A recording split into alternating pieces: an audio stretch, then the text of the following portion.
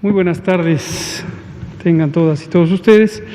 Son las 19 horas en punto de este lunes 5 de abril de 2021. Recuperamos la continuidad de las conferencias de prensa diarias sobre COVID-19, que estaremos en continuidad de los distintos temas, en qué va la epidemia, el descenso que hemos tenido ya a lo largo de varias semanas, 10 semanas consecutivas en reducción. Y desde luego el avance de la vacunación, a lo largo de estos 4 días anteriores estuvimos informando a través del informe técnico y les agradecemos a ustedes la puntual divulgación de la información, pero hoy lo comentaremos adicionalmente.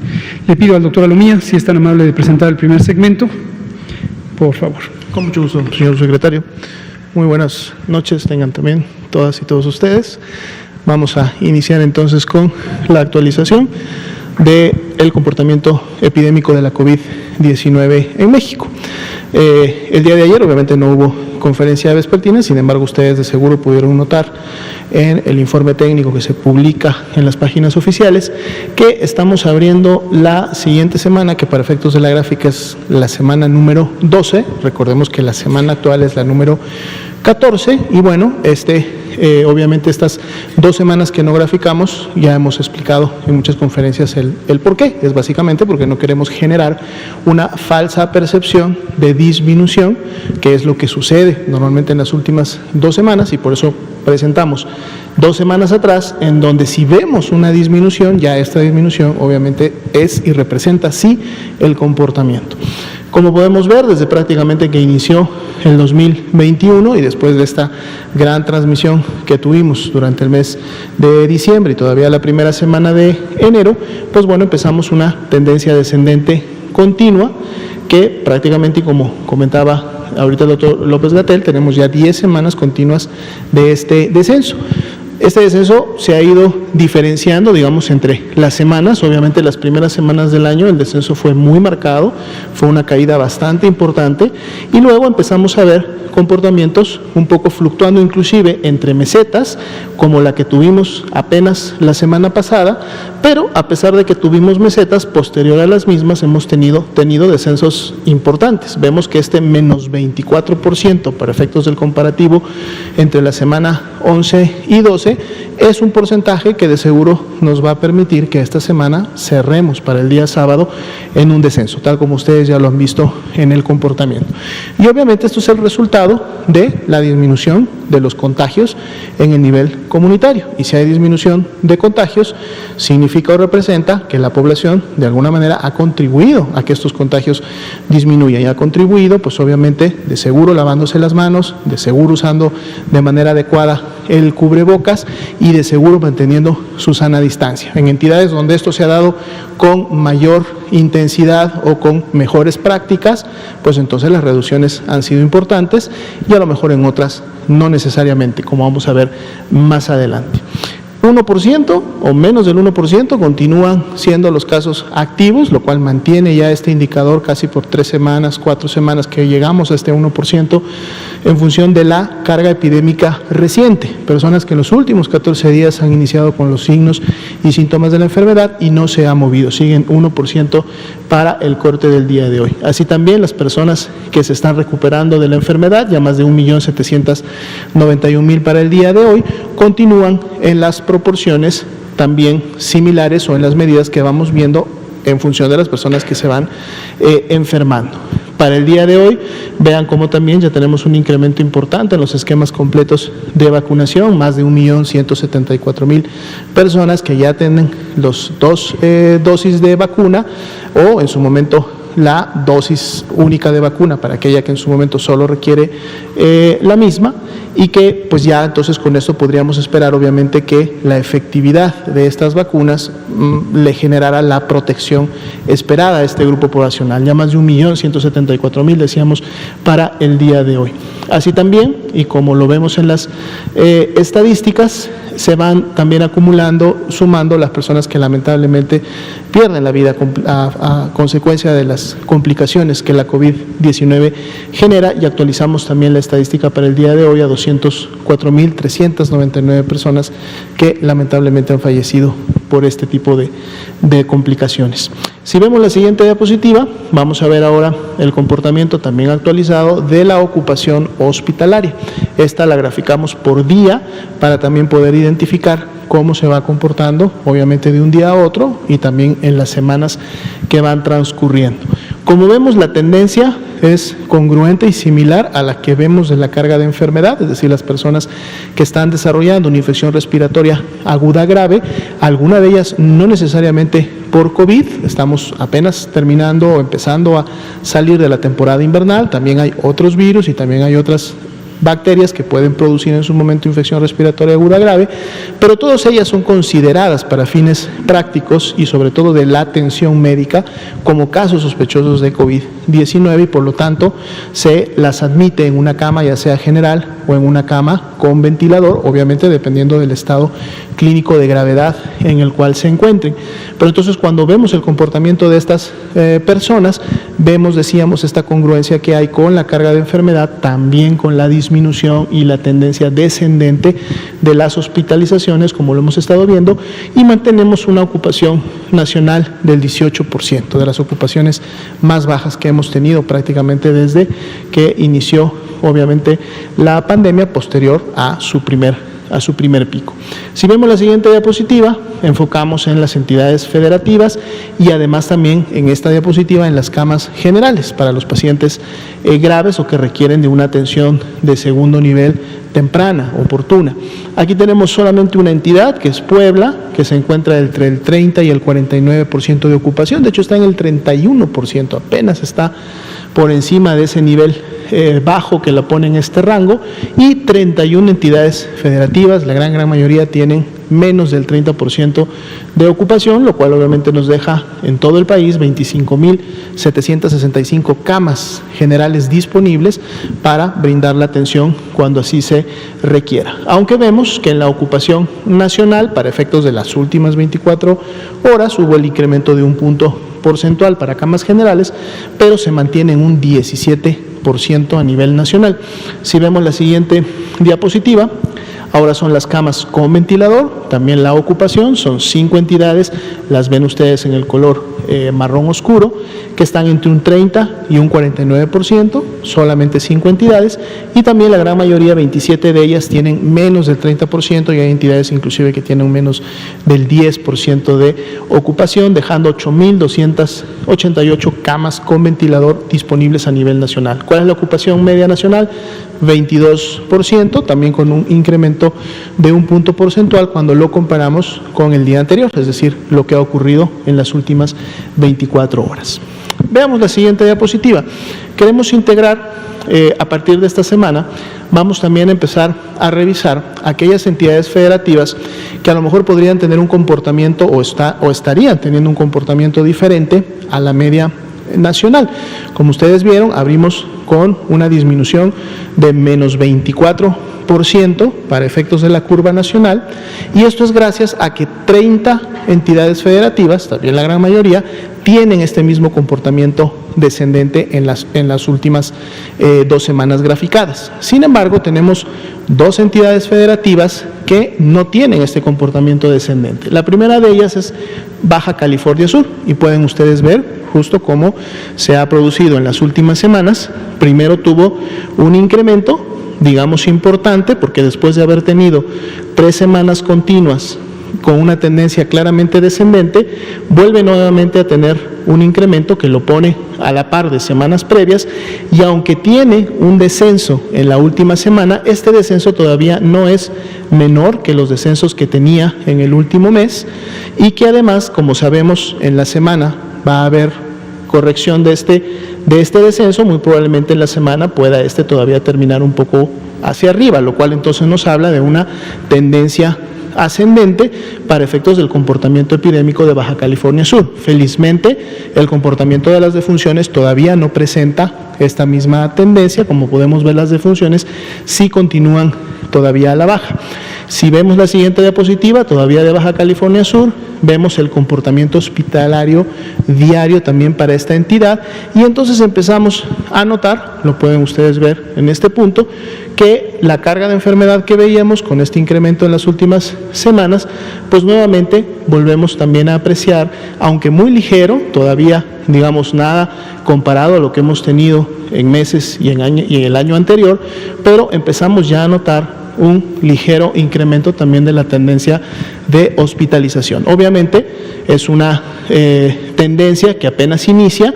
Si pueden ver, su ocupación es de 24 para camas generales, la cual es donde precisamente vemos ese incremento en función a la semana anterior de más 6 puntos porcentuales, con camas con ventiladores mecánicos todavía con una disminución y con una muy baja carga de ocupación. Pero la intención de en su momento ofrecer y mostrar estas gráficas es poder hacer un llamado precisamente a la población que está en Baja California Sur, para que conozcan cuál es la situación que en este momento está empezando a evidenciarse, y que si no mantenemos y ponemos en práctica las medidas de prevención que todos conocemos, entonces estas tendencias ascendentes, que son ligeras, que todavía están empezando, son iniciales, pudieran entonces en siguientes días y semanas continuar con un incremento, y pues obviamente esto reactivar la actividad epidémica después de que ya teníamos evidencia de que se había estado controlando bastante bien. Situación similar podemos encontrar, si vemos por favor la siguiente diapositiva, en el estado de Chihuahua. Vean ustedes cómo Chihuahua mantiene una actividad epidémica basal, si la comparamos con lo que presentó principios y mediados del año pasado. Obviamente el incremento importante que se tuvo en el fines del tercer trimestre y cuarto trimestre del año pasado, luego vuelve a bajar, mantiene un comportamiento basal, pero entonces vean ustedes cómo prácticamente en las últimas 6 semanas el comportamiento ha mantenido también una ligera tendencia ascendente. Y cuando vemos la siguiente diapositiva, que es la última, que es justo el comportamiento hospitalario, aunque muy ligero, muy mínimo digamos todavía el incremento, también empezamos a ver una tendencia ascendente. Entonces también un llamado especial a la población de Chihuahua, que ante estos indicadores y ante la evidencia de lo que pudiera estarse presentando en este momento, hay que redoblar esfuerzos, hay que mantener las acciones de prevención, y de seguro si se realizan tanto en Baja California Sur, en Chihuahua, como en todas las demás 30 entidades federativas, porque esto es lo que estamos viendo al corte del día de hoy, pero eso no deja de lado que cualquiera de las otras 30 entidades federativas pudiera en los siguientes días también empezar a presentar este tipo de señales. Entonces, si todos juntos mantenemos las acciones preventivas, de seguro podemos corregir y controlar lo que empieza a ser una tendencia ascendente, o mejor aún, podemos mantener y continuar con los descensos que hasta el momento se han presentado. Sería la actualización de esta noche. Gracias, doctora Lumía. Pues vamos a hablar ahora de la vacunación. En general, estos 4 días recientes fueron muy productivos, en buena medida porque tuvimos un abastecimiento suficiente para iniciar en ciudades.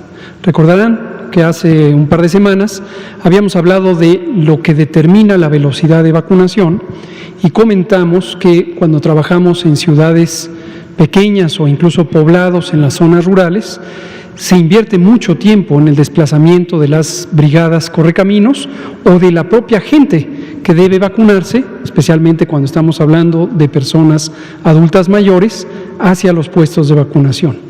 En cambio, en las ciudades se puede avanzar más rápidamente.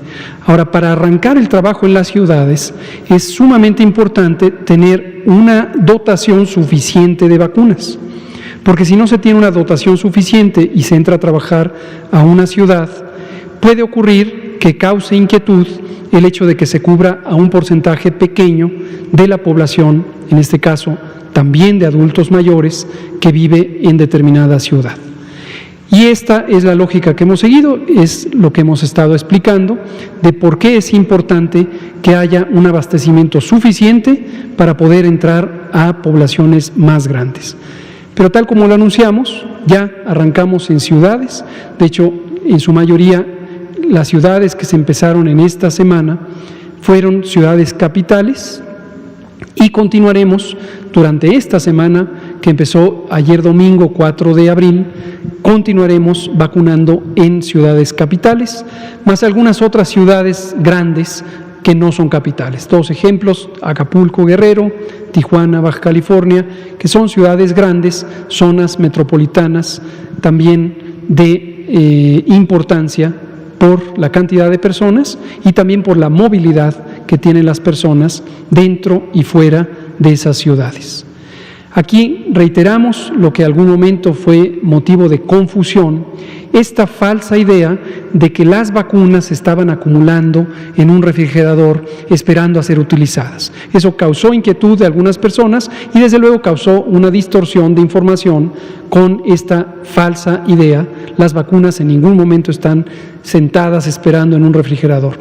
Para que se den una idea, del momento en que llegan las vacunas al momento en que están ya listas en el puesto de vacunación, eso lleva aproximadamente 4 días y medio. Las rutas de abastecimiento, las rutas de logística que cada semana presenta nuestro secretario de Defensa, el general Crescencio Sandoval, ilustra la complejidad del proceso. Para llegar a los distintos sitios, los puestos de abastecimiento primario, los nodos de ultracongelación, se requiere toda esta logística. Y eso es aproximadamente 4 días, a veces 5 días, si son ciudades más pequeñas o zonas más cercanas a donde vive la población. Y una vez que están en los congeladores cercanos a los puestos de vacunación, la logística para que se movilice las personas y estén disponibles para ser vacunadas, se hace día por día para que no se saturen los centros de vacunación. Y esto, desde luego, requiere que las personas, conforme tienen su cita, vayan cubriendo sus necesidades y se vayan vacunando. Entonces, una vez que llega un paquete, 4 o 5 días para que esté en los puestos de vacunación y su uso se puede llevar otros 4 o 5 días. Entonces, en total, tenemos de 8 a 10 días para utilizar cada paquete. Y esto se ilustra aquí en la gráfica, precisamente, verán estos ciclos. Cada uno de estos días donde hay mayor aplicación de vacunas, mayor cantidad de vacunas aplicadas, es aproximadamente 5 días, 4 a 5 días después de la llegada del embarque. Y en los siguientes días, desde luego, el embarque que está ya físicamente en la localidad se va agotando, y por lo tanto, en el segundo día hay menor cantidad de personas pendientes de vacunarse y en el tercero menor cantidad, etcétera, etcétera, hasta que llega el siguiente embarque. Entonces, vean ustedes, es un patrón muy característico, se inicia y luego se reduce. Ahora, lo positivo también es que a lo largo de estos días hemos logrado ya nuevos récords. Tuvimos el día 31 de marzo 470,659 dosis aplicadas. Es la máxima cantidad diaria a la que hemos llegado y estamos incrementando la velocidad de aplicación en la medida en que estamos en ciudades y también en la medida en que tenemos un abastecimiento más continuo y más copioso por parte de las distintas compañías que abastecen. Al inicio fue básicamente solo Pfizer y ahora son en conjunto 5 tipos de vacuna que están llegando en distintos calendarios que se complementan. Lo veremos ahora en una imagen y lo vieron ustedes durante el fin de semana en una tablita que está al final de la presentación donde viene el calendario de entregas. Ha ido reduciéndose y tenemos nuevo abastecimiento que implicará nueva dotación. 213,267 son las que habían sido aplicadas hasta hoy a las 16 horas. Mañana, que tenemos Pulso de la Salud, verán esa cifra aumentada porque tenemos el segundo corte de información a las 21 horas. Mañana lo presentaremos. La siguiente, por favor. 9.287.405 vacunas en forma acumulativa desde el 23 de diciembre del año pasado, cuando empezamos la vacunación en México, siendo el primer país de América Latina que arrancó su programa de vacunación. En este momento, también eso lo comentaremos mañana, en la tabla de vacunación del mundo estamos en la posición 14, venimos de la posición 17, ya estamos en la posición 14, en ese momento en América Latina, en número de vacunas aplicadas, están solamente Brasil y Chile. Para poblaciones más pequeñas, como la de Chile, desde luego significa un porcentaje mucho mayor de cobertura. Nosotros estamos ahorita arriba del 6.2%, Chile está por arriba del 23%, porque tiene una población sustancialmente menor que la de México. Pero estamos avanzando y 9.287.405 ya se han puesto. La siguiente, por favor. Tenemos aquí la distribución de las distintas poblaciones y cada vez que las presentamos aprovechamos para recordar cuáles son los grupos de población definidos de acuerdo al criterio principal de priorización, que es la edad. Tenemos a las personas adultas mayores como el eje fundamental de la priorización, porque de acuerdo a lo que analizaron, modelaron nuestras personas asesoras, nuestro grupo técnico asesor de vacunación, se estima que cuando se llegue al 20% de cobertura, habiendo empezado por la persona con mayor edad y hacia abajo en edad, cuando lleguemos al 20% de cobertura del total de la población mexicana, se habrá logrado reducir 80% la mortalidad. Esta es una estimación técnica, científica, que hizo nuestro grupo técnico asesor de vacunación. Es este grupo que ha estado asesorando el programa de inmunización contra COVID-19 y que trabajó, se lo agradecemos siempre, trabajó varias semanas para que pudiéramos finalmente publicar el plan de vacunación el pasado 8 de diciembre. Y continuamente el grupo se reúne todos los martes, a veces 2 veces por semana, y revisan los distintos temas, los distintos elementos por solventar. Aquí tenemos el personal de salud, ya estamos en su mayoría en esquemas completos. El personal educativo también mayoritariamente ya en esquemas completos. Recordar que esto es exclusivamente el estado de Campeche y que en este momento no tenemos la intención de ampliar esto a otras entidades federativas hasta que haya pasado el periodo en donde pudiera haber el riesgo de una tercera ola, de una reemergencia, de un rebrote, y que modificamos sobre la misma estrategia que no ha cambiado ni cambiará, modificamos la táctica para anticipar la vacunación en la zona de la megalópolis en previsión de la posibilidad de esa tercera ola.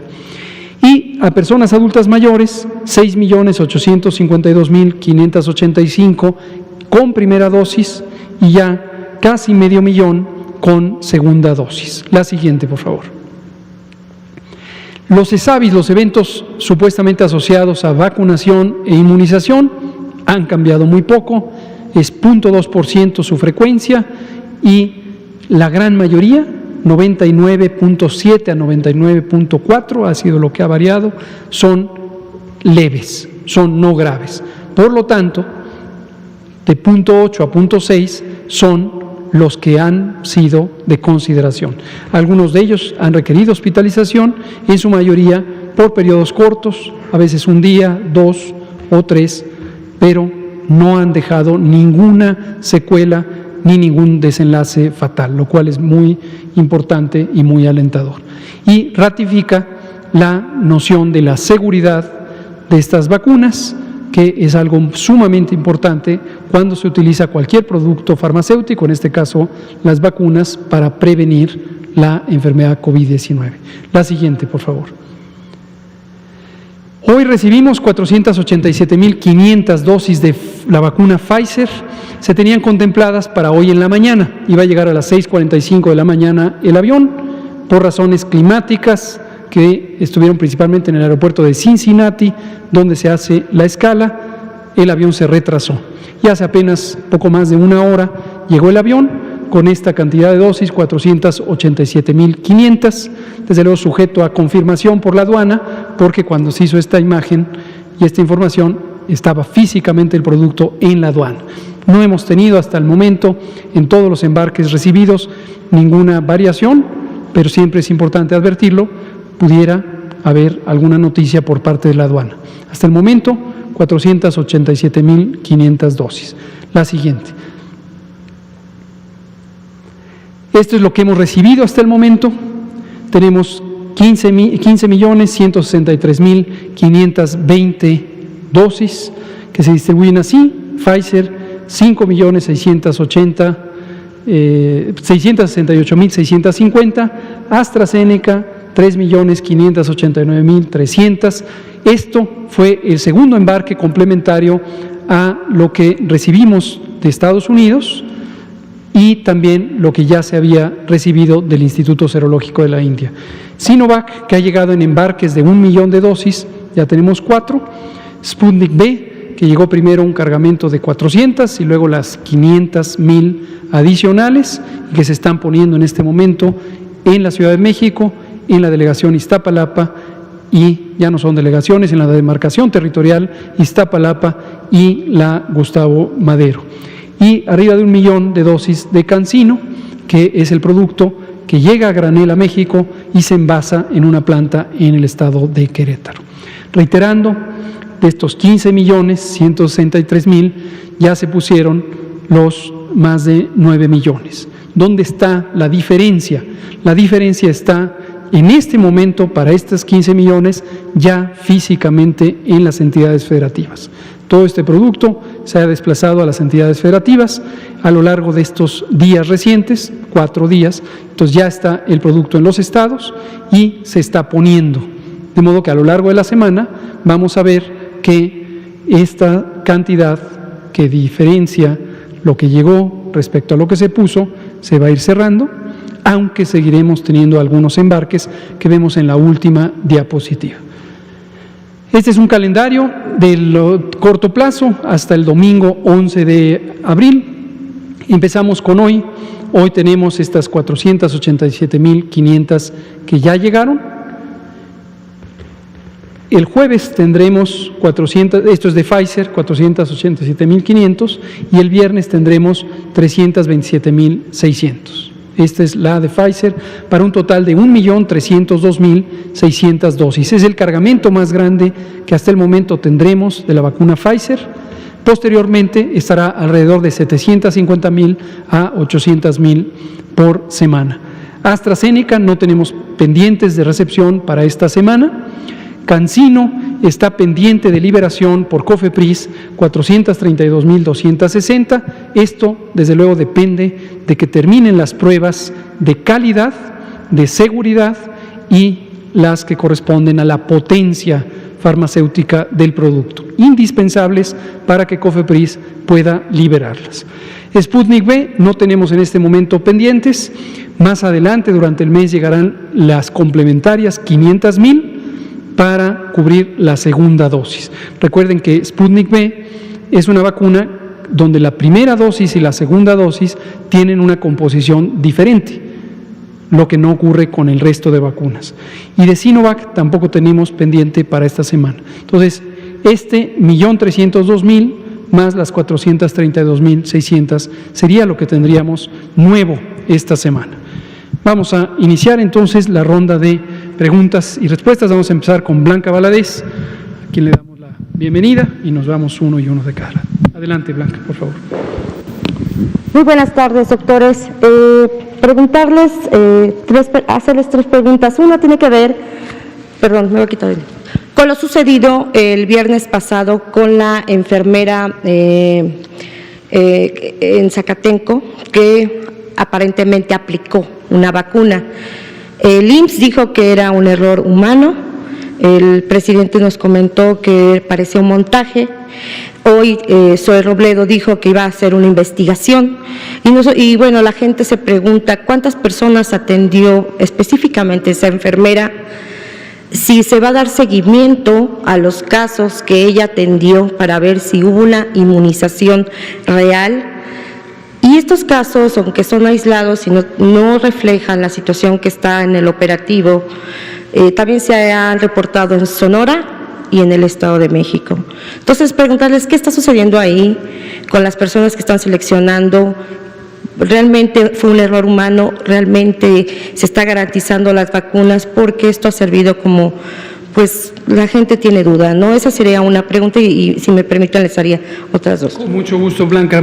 Gracias por el interés en este tema, que fue, como comentaba el presidente esta mañana, efectivamente un tema de interés de varios medios de comunicación o de información a lo largo del fin de semana. Es algo que desde luego es muy importante de resolver, es algo que, como bien comentó el maestro Zoe Robledo hace unas pocas horas, está en un proceso de investigación. Es importante aclarar que esta persona no es una trabajadora del Instituto Mexicano del Seguro Social, tal como lo especificó Zoe Robledo. En el operativo de vacunación participa personas que tienen entrenamiento específico para vacunar, que además todas ellas y ellos, aun cuando tengan ya experiencia, se les capacita específicamente sobre los elementos que tienen que ver con estas vacunas.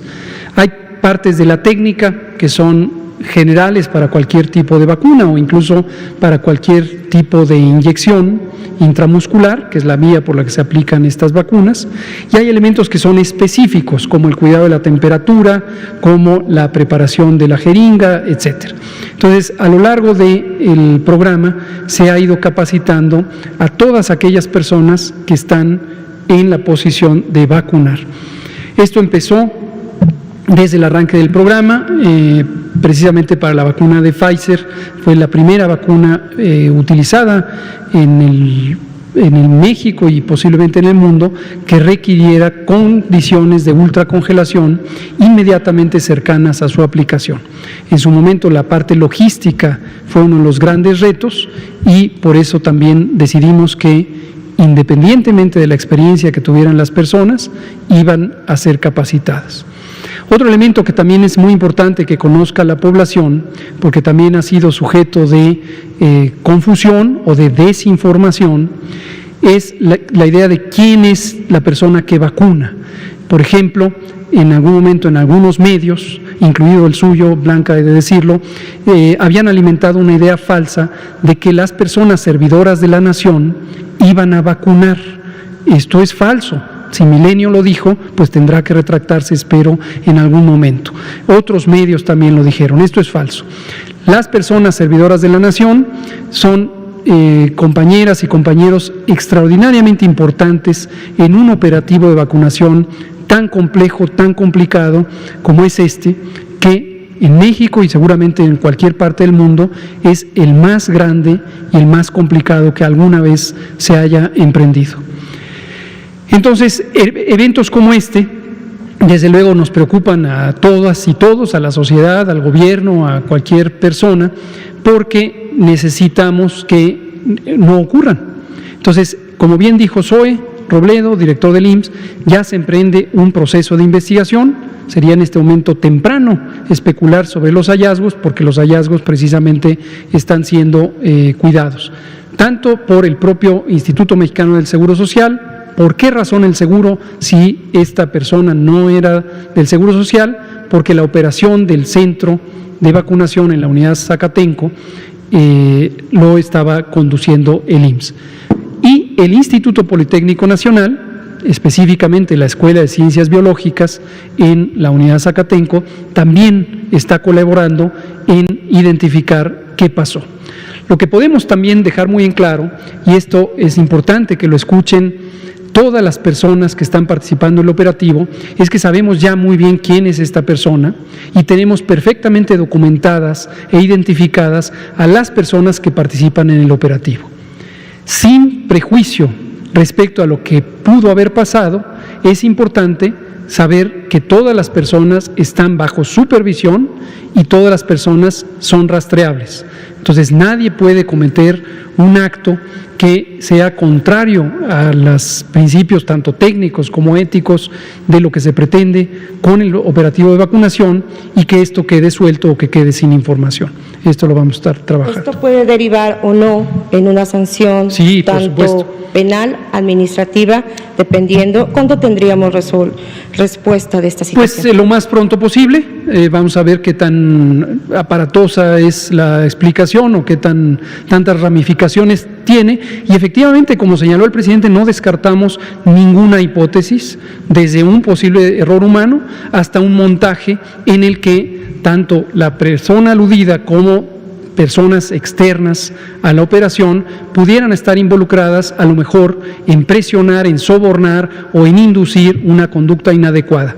Si esto se documenta, las sanciones pueden tener carácter incluso penal y extenderse también a aquellas personas que pudieran haber sido partícipes de un elemento así, incluso como autores intelectuales. Entonces vamos por todo y lo vamos a hacer lo más pronto posible. Serían nada más dos últimas preguntas. El presidente de Argentina se contagió de COVID, ya había recibido la vacuna Sputnik. ¿Hay alguna explicación epidemiológica que nos hable de que en su caso la eficacia no fue así y si en México tienen un proyecto de analizar la eficacia de las vacunas entre ya la población que se está vacunando? Y por último, ¿cuántos trabajadores médicos privados ya se han vacunado?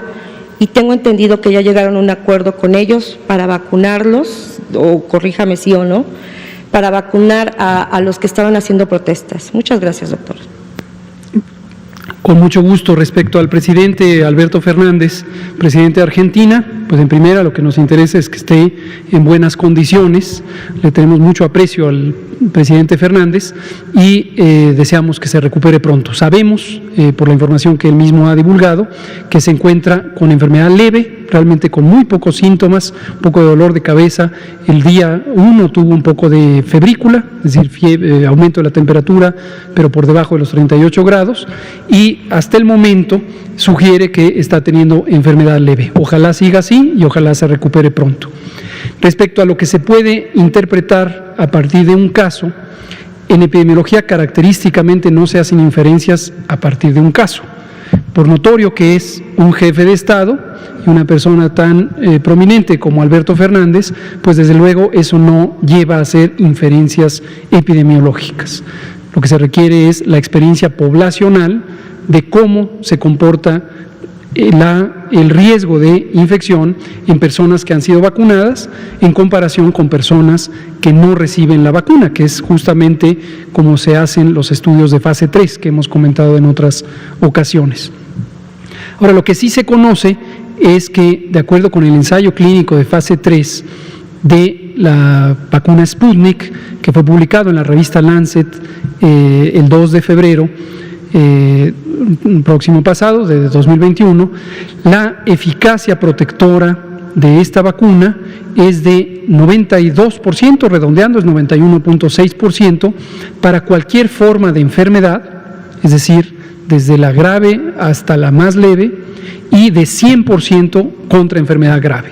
Entonces, en esa diferencia está precisamente la posibilidad de que algunas personas que hayan recibido la vacuna pudieran tener enfermedad, aunque ésta sea leve, y la protección es contra enfermedad grave, con lo cual sigue siendo una de las mejores vacunas que están en este momento disponibles en el mundo. Muchas gracias. Sobre el personal de salud, público o privado, hemos definido desde el inicio el personal que tiene el mayor riesgo de exposición y hemos estado integrando en su momento los distintos censos. Ya habíamos comentado los retos que eso implicó para el sector privado, la experiencia desafortunada de haber recibido censos inflados con personal administrativo, con personal que no estaba activo, etcétera, y eso complicó la posibilidad de tener una identificación clara y oportuna de las personas que sí están en condición de riesgo. Pero desde luego seguiremos protegiendo a quien haya que proteger, no depende de negociaciones, no es por negociación, esto es un plan técnico y seguiremos los lineamientos técnicos. Muchas gracias. Marco Antonio Olvera, ahora sí. Gracias, doctor. Buenas tardes. En el mundo existen casi 8 billones de personas y de ellas solo el 1% se ha contaminado de COVID-19 sin tener la cifra exacta de cuántos han perdido la batalla contra esta enfermedad. Sobre ese tema, doctor, en México llegaron hace una semana 1.5 millones de la vacuna AstraZeneca a territorio nacional. Y hace 2 días el gobierno de los Estados Unidos ha suspendido la fabricación de la vacuna AstraZeneca en Baltimore, no porque sea mala la vacuna, sino por un error humano donde se combinaron ingredientes no adecuados y por ello se desecharon 15 millones de dosis. En México se ha generado una desinformación por los medios que les encanta desinformar y que a eso obviamente también a las personas le han tenido pavor de quererse aplicar, perdón, no es AstraZeneca. Entonces ha generado una psicosis entre las personas que no se vacunan. ¿Qué le dicen sus pares de la OMC con respecto a esta vacuna? Porque pues sigue siendo un tema de preocupación entre la población mexicana. Muchas gracias, Marco Antonio Olvera. Efectivamente, el tema de la desinformación es un tema muy delicado que hemos tratado muchas veces y en esta conferencia de prensa técnica, y es la posición general del gobierno, siempre invitamos a que la información dependa de constatación, de fuentes primarias, de verificación, para que lo que se publica en los medios sea veraz, o sea, tenga la mayor probabilidad de ser veraz. Sobre el episodio que relata, efectivamente, varios medios de información internacionales y después también varios nacionales han relatado esta experiencia en donde aparentemente, y digo aparentemente porque a nosotros no nos consta, en una planta de producción de vacunas de Astra, efectivamente, hubo un error y quedó inviable lo equivalente a estos 15 millones de dosis de vacuna. Desconocemos, porque hasta el momento no hemos detectado que Astra misma haga una comunicación pública detallada en qué consistió el error, pero lo que sí podemos decir a la población es que este tipo de situaciones se detectan porque hay mecanismos de garantía de calidad. Precisamente por eso se detectan. No quiere decir que son eventos que van a estar ocurriendo todo el tiempo, sino que las compañías farmacéuticas, y Astra es una de las compañías más poderosas, robustas, con amplio prestigio en el mundo, igual que varias otras, pero en este momento mencionamos a Astra, tienen todos los mecanismos de seguridad industrial y de seguridad específica para la fabricación de biológicos. En vacunas se siguen los más altos estándares de calidad en la producción farmacéutica. De por sí la producción farmacéutica, la producción de cualquier medicamento, cualquier producto farmacéutico, tiene los estándares más altos de seguridad industrial en términos de la calidad de los productos. Esto es algo que en el mundo de la industria farmacéutica y también de las ciencias de la salud se conoce como buenas prácticas de manufactura. Y la verificación es sumamente detallada al nivel de cada planta productora, tiene que tener un certificado de buenas prácticas de manufactura y ese certificado se tiene que estar renovando. Generalmente cada 2 años o cada 3 años, depende cuál es el elemento específico. Y luego, dentro de ese altísimo estándar de las buenas prácticas de manufactura, las vacunas son las que tienen el más alto estándar. Entonces, es importante, no dudaría que Astra en su momento haga una comunicación explicando en un lenguaje de comprensión general para el público no experto en qué consistió este posible o presunto error y por qué decidieron perder esos 15 millones y no arriesgar la salud y la vida de la población. Pero seguimos teniendo toda la tranquilidad de que las vacunas son seguras y de que las vacunas son eficaces y que respecto al riesgo de contagiarse del virus SARS-CoV-2, padecer COVID, padecer sus complicaciones o el riesgo de morir, indiscutiblemente es de alta prioridad el vacunarse. Y una segunda pregunta, doctor, si no me permite. El COVID pues llegó para quedarse y yo no creo que lleguemos a una nueva normalidad. En ese sentido, doctor, usted me dijo el miércoles pasado que hay alrededor de 8 meses de inmunidad a las personas que contrajeron el COVID-19. Pero yo quisiera saber, con la vacuna, una vez puesta, con las 2 dosis, ¿cuánto es el tiempo de inmunidad que tiene la persona una vez que se le haya aplicado? Porque según me he informado, dura únicamente 1 año. ¿Y cuáles son los proyectos del gobierno federal? Si esta vacuna del COVID-19 se va a convertir como de la influenza o la del sarampión o de alguna otra enfermedad que, bueno, ha padecido la humanidad en el mundo. Muchas gracias, Marco Antonio, por darle seguimiento a este planteamiento.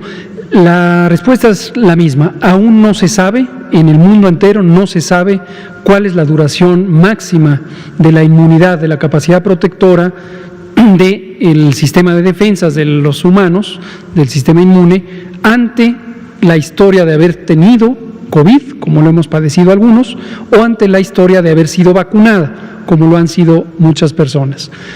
En algunas infecciones, la inmunidad que es consecuencia de la infección puede ser más potente y duradera que aquella derivada de vacunas en algunas infecciones.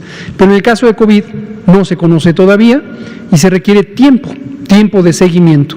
Las propias compañías farmacéuticas tienen diseños de estudios para dar seguimiento a este fenómeno y también hay grupos de investigación en diversas partes del mundo que periódicamente están analizando si las personas vacunadas siguen teniendo anticuerpos, que es la expresión de la respuesta inmune.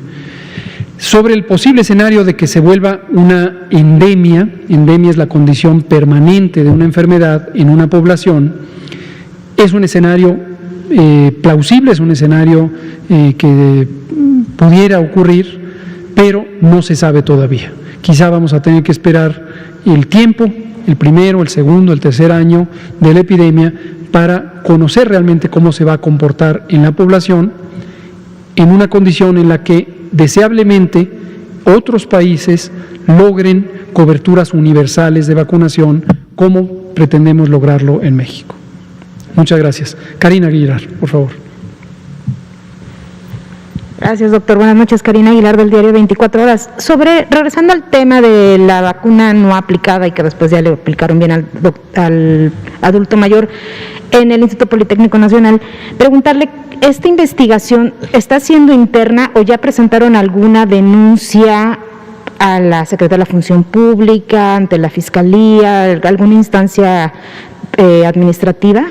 No, es todavía muy temprano para tener alguna evidencia que permitiera incluso el tener elementos para desear hacer eso. Ahorita se está haciendo una investigación interna, insisto, participa el Instituto Mexicano del Seguro Social, participa el Instituto Politécnico Nacional, que es la institución que reclutó para propósitos de esta vacunación a esta persona. Entonces, conforme vayan saliendo elementos, pues se procederá como corresponde. Ahora, ¿quién brindó la capacitación a estas personas? Porque si bien el Instituto Politécnico Nacional las recluta, sabemos que quien les brinda la capacitación fue el gobierno de la Ciudad de México. ¿Es así, doctor? No, no necesariamente. Sobre ella no lo sé en este momento, porque tenemos distintos esquemas de capacitación. Varias de las instituciones de salud convergimos en una plataforma de capacitación que alberga el IMSS a través de un sistema de para múltiples propósitos, tiene una plataforma de capacitación que se llama CLIMS, cursos en línea del IMSS, que usamos para la nueva normalidad, para capacitar a las empresas, a los restaurantes, etcétera. Y en esa misma plataforma montamos uno de los cursos de capacitación.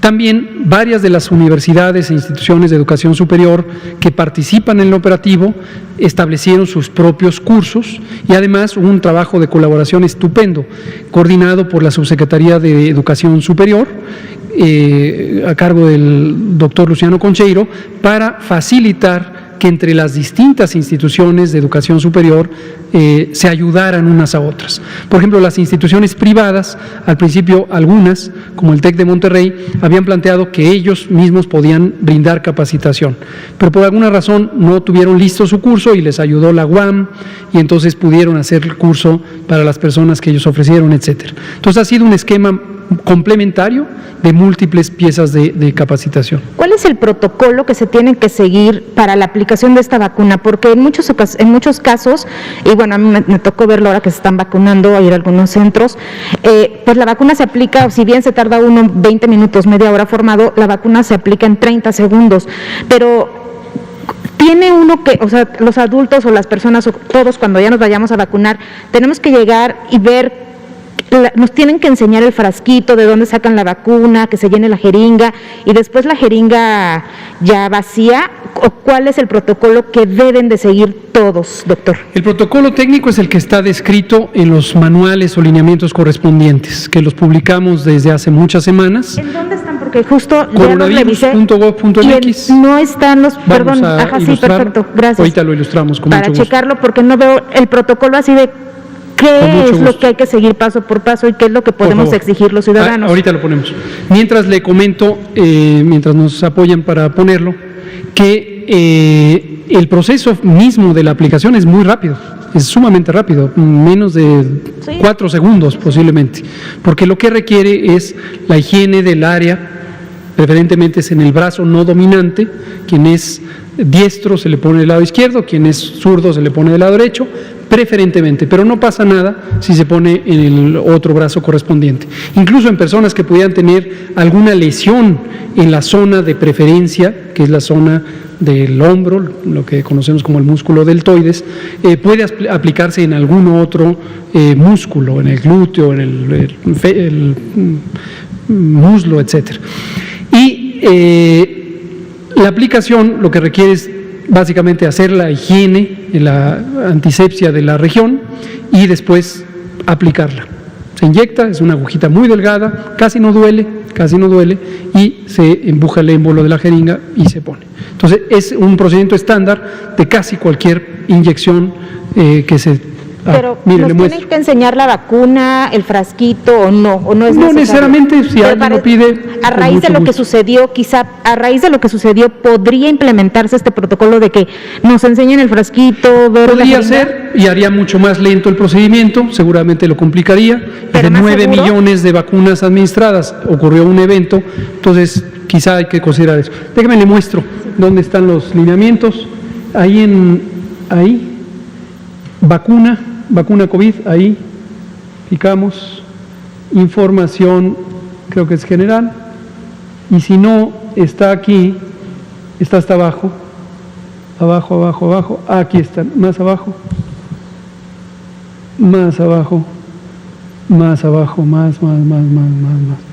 Y aquí están las distintas guías, y miren ustedes, más para abajo, son de portada roja. Todos ellos, ahí están, todos estos, guía técnica, aplicación de Sputnik, guía técnica, aplicación de Sinovac, y vienen detalles técnicos, en realidad, como todo, lo ponemos a disposición pública, de interés es mayormente para el personal. Es justo lo que le comentaba, vienen los detalles técnicos, pero no viene el protocolo de qué tenemos que hacer los ciudadanos cuando vamos a la vacunación y qué es lo que nos tienen que decir o hacer estas personas. Se lo digo como en el fin de, porque a raíz de este video, pues la gente está desesperada y pensando que a lo mejor no están vacunados, ¿no? Claro. Que pudieron haber sido víctimas de este tipo de personas. Claro. Aquí lo importante es que ustedes, que son medios de información, con una ética profesional, con el deseo de ayudar al pueblo de México, con la conciencia del daño que causa la infodemia, la desinformación, el amarillismo, difundan información correcta, en lugar de alimentar la expectativa de que algo puede pasar adverso en una vacunación por un evento aislado después de más de 9 millones de dosis. Entonces, qué bueno que lo toma en cuenta. Ojalá hable con sus editores, hablen con sus editores y ayuden al pueblo de México, como lo hemos pedido con todo respeto en innumerables ocasiones, para que en la información ayude a las personas. Piensen en sus familiares. Piensen en su familiar, ¿qué quisiera saber su familiar? Y posiblemente es eso, debo llegar hidratado, debo haber descansado bien, no consumir bebidas alcohólicas, las recomendaciones generales que hemos puesto a disposición. Doctor, otra pregunta rapidísimo. Con mucho gusto. De acuerdo con la lógica que en la mañana decía el señor presidente, en el sentido de que él no se va a vacunar porque tiene suficientes anticuerpos, seguramente esa es la recomendación que le han hecho sus médicos. Todas las personas que ya tuvieron COVID y que no se quieran vacunar, ¿está bien porque ya tienen suficientes anticuerpos? No. Lo mismo que con el presidente Fernández, a propósito de la pregunta de Blanca Valadez, si pensamos en hacer inferencias poblacionales, no podemos referirnos a una sola persona, aunque sea una persona de notorio interés público como un jefe de Estado. El caso del presidente Fernández, desde luego el caso de nuestro presidente López Obrador, quien es el jefe del Estado mexicano. Respecto a las recomendaciones, toda aquella persona que ya le dio COVID, es muy probable que la mayoría tenga una respuesta inmune que le proteja. Es muy probable. Pero consideramos importante, lo hemos considerado desde el inicio, vacunar a todas y todos por varias razones. En primera, como comentábamos con Marco Antonio, porque no se conoce científicamente en ninguna parte del mundo cuál es la duración de la inmunidad. Y puede ser que una persona que le dio COVID hace un mes, en este momento ya no tuviera una respuesta inmune suficiente. Segundo, existen distintas variaciones de la potencia de la respuesta inmune que pueden tener las personas. Y esto depende de muchísimos factores, desde la propia edad hasta las condiciones de salud o algunos elementos que tienen que ver con el estilo de vida, por ejemplo, la calidad de la alimentación en forma crónica, pueden ser de los elementos que modifiquen la potencia de la respuesta inmune. Como el objetivo de la vacunación es proteger a la persona vacunada, a su familia, a su entorno y a la sociedad en su conjunto, hemos considerado desde el inicio, y es parte de las recomendaciones de nuestro grupo técnico asesor de vacunación, vacunar también a las personas que en su momento padecimos COVID-19. Entonces, ¿el presidente no estaría en riesgo, doctor, al no aplicarse esta vacuna? Vuelvo a lo mismo. ¿O su entorno? El presidente es un individuo, aunque sea el jefe del Estado, y habrá que ver las consideraciones que él, como paciente de su médico, tienen. Yo no conozco. Pero bajo los la detalles misma clínicos. lógica que usted nos está relatando, ¿no es lo mismo, no aplica a todos en general? Insisto, usted y yo somos semejantes, somos seres humanos, pero usted tiene una edad, yo tengo otra edad, usted tiene una alimentación, yo tengo otra alimentación, usted tiene, ojalá, pocos padecimientos, yo tengo, ojalá, pocos padecimientos, cada uno somos un individuo, por eso la medicina y la salud pública son dos elementos de las ciencias de la salud que se complementan, pero no son intercambiables. La epidemiología no es medicina de muchos, es más que medicina de muchos. Muchas gracias. Por favor, adelante. Sí, doctor, muy buenas noches. Bogdan Castilla de Televisa. Bueno, perdón seguir insistiendo en el caso de la vacunadora voluntaria. ¿Se puede saber si otros adultos mayores pasaron por lo mismo, es decir, que no fueron vacunados? Y bueno, pues los picaron, los inyectaron, pero no les pusieron el líquido. ¿Se puede saber científicamente si pasaron por lo mismo o de plano no se puede saber? Científicamente. ¿O médicamente? Sí, digamos, una persona que fue vacunada se espera que haga una respuesta inmune. Entonces, la inmunidad en una persona sin antecedentes de infección por COVID puede ser una señal de que la persona, no solo de que sí fue vacunada, sino que además su organismo, volvemos a lo mismo, es competente para crear una respuesta inmune. Y finalmente, la segunda, ¿cómo es el proceso, se nos puede explicar el proceso de verificación de la aplicación de estas vacunas? ¿Verificación en qué sentido? Sí, verificar si en realidad fue colocada la vacuna correctamente, no fue colocada, para que, bueno, pues la gente que acude esté completamente segura que en realidad sí le aplicaron la vacuna. ¿Cómo no? Vuelvo a lo mismo, también usted que desde Noticieros Televisa, le mando respetuosos saludos al licenciado Gómez y le deseo lo mismo que al Diario 24 Horas y a Milenio. Hoy no vino nuestra colega de Reforma, sino también se lo recomendaría, y el Universal no viene a las conferencias desde hace más de un año, pero la recomendación es la misma. Estoy seguro que ustedes quieren ayudar a la población y que quieren ayudar a que la gente se vacune, ¿no es cierto? Ustedes quieren promover la vacunación porque han revisado documentación científica y han escuchado lo que aquí conversamos, y han escuchado a la Organización Mundial de la Salud y a los Centros de Control de Enfermedades, y tienen claridad de que las vacunas que hay en el mundo contra el COVID son seguras y eficaces, ¿no es cierto? Entonces ustedes quieren que la población tenga confianza en la vacunación, ¿no? Por alguna razón, a lo largo de los últimos días, un evento les ha causado inquietud y lo comparan con 9.407.000 aplicaciones de vacuna y parecieran querer buscar reglas generales para la preocupación de un caso. Entonces, le comento sobre su pregunta. ¿Cómo se verifica? El esquema de trabajo incluye supervisoras y supervisores, incluye el entrenamiento e incluye un proceso establecido, estandarizado, que es la ruta de trabajo de los puestos de vacunación. Entonces, en los puestos de vacunación se pone primero una unidad que interroga, entrevista a las personas que se van a vacunar, son las recomendaciones generales, se documenta por la entrevista si tienen o no historia de alergias, si se sienten en buenas condiciones, si se han hidratado correctamente en los últimos días, si tienen alguna condición médica que haga inviable la vacunación, etc.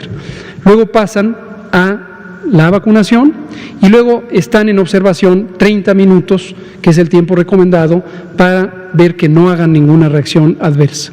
Y luego ya se van a su casa y se quedan los contactos de las personas hacia la unidad de salud para poder reportar cualquier situación que se presentara posteriormente y de el sistema de vacunación hacia ellos para poderles contactar. Ese es el proceso. Se nos acabó el tiempo, son las 20 horas con 1 minuto. Seguimos recordando que llevamos 10 semanas de reducción de la epidemia. Eso no quiere decir que se acabó la epidemia, ni en México ni en el mundo, y mientras siga activa, como lo está muy activa ahorita en varias regiones del mundo, en especial en Europa y en América del Sur, puede haber un rebrote.